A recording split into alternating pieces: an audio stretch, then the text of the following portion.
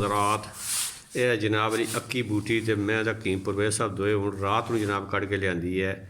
इसमें पत्ता होना, इसी अपर दुध को नहीं होना, पत्ता तोड़ो जी, अपर दुध को नहीं होना, पत्ता सफ़ेद होना, जड़ सुरख होनी है इसनी। और ये अक्सीर बूटी है, यह जड़ इसनी थले सुरख होनी है, जड़ इसनी जड़ च सुरखना पानी निकलना, जबकि इसने जड़ा नापर है इसी कोई शय और नहीं होनी।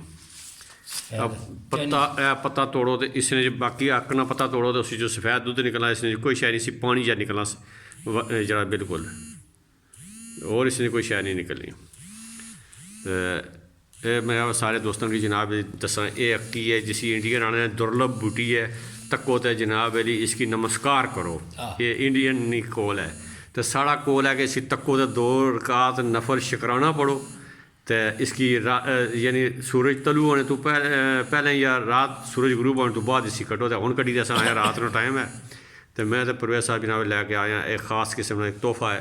ये सारे दोस्तों वास्ते जनाब मैं दोस्तों की दीदार करां इसना कि जिसकी उसे लब्भै सन्यासी 100 साल इसकी लोने तो किसी नसीब वाले की लभनी है। तो अल्लाह ताला ने साढ़े पर एक खास कर्म है कि असा कि अल्लाह ने एक तोहफा अनायत किया। वस्सलाम वरहमतुल्लाह वबरकातुहू।